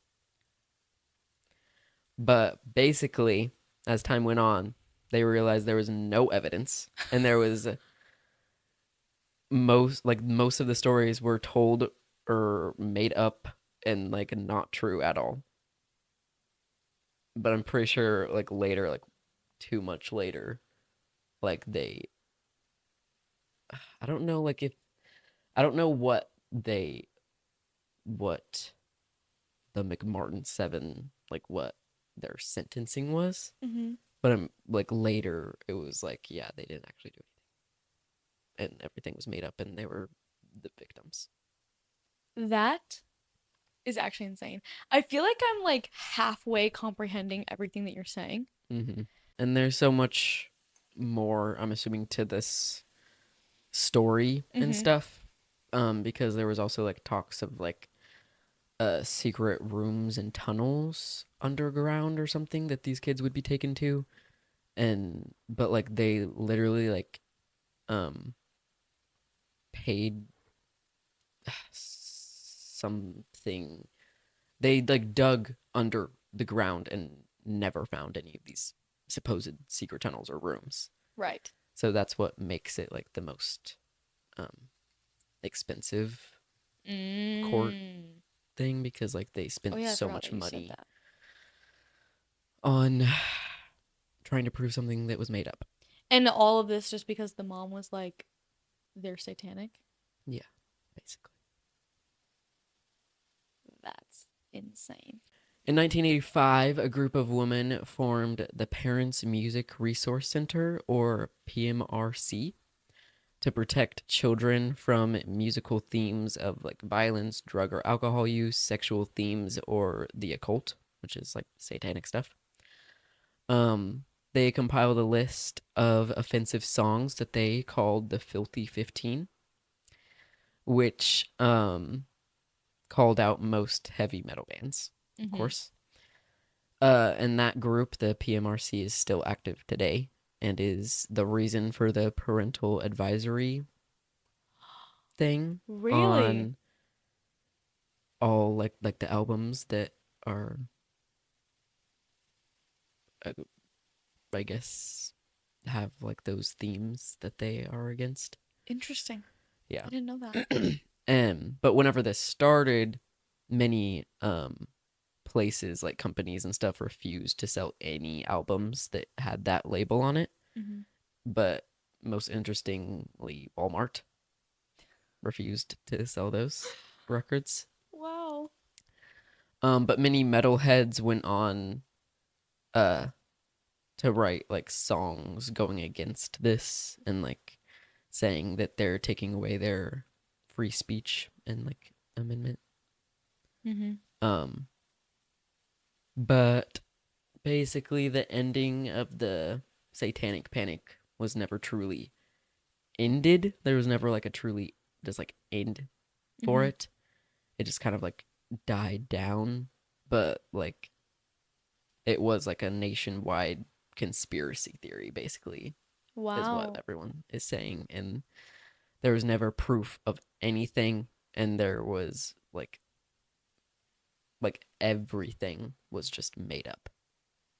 That's actually crazy. They just wanted to be scared, I guess. Yeah. But like there are still obviously people today that Yeah. still live in their Satanic Panic phase. That must be awful. Yeah.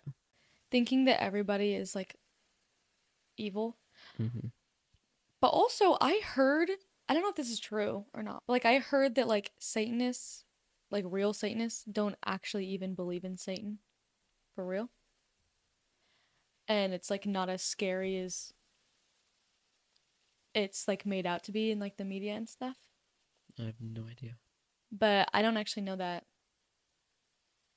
Me neither. But anyway, that's yeah, I mean that was probably a very scary time Mhm. to exist. It's just like so fascinating that that's literally the Salem witch trials, yeah. just in the 80s. But that was all my research. Wow. That was good. Thanks. I'm like you had a lot of story in there. That was a long like Yeah, it was like a lot, but Time. like it like was very like choppy, I feel like. I feel like I got sufficient information. But anyway, this is probably where we will leave. Our time in the 80s is up. And we have to go back to the 2020s. The 80s will always hold a dear place in my heart, and I'm sure it holds a dear place in many of your hearts. And we can all be happy in the 80s in our hearts and our minds together. Amen. I had super fun talking about all the 80s stuff and like how much it means to me and the satanic panic and all that stuff. And I hope you guys enjoyed it too. So thank you for watching or listening or whatever it is you're doing right now. And we will catch ya on the flip side.